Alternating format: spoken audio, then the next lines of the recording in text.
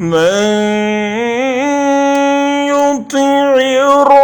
الرسول فقد أطاع الله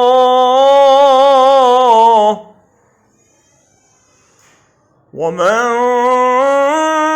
تولى فما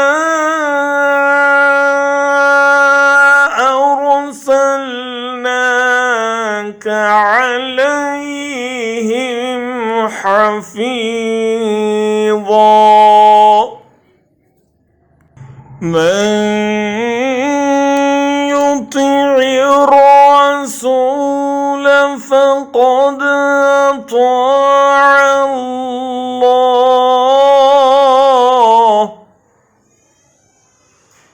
ومن تولى فما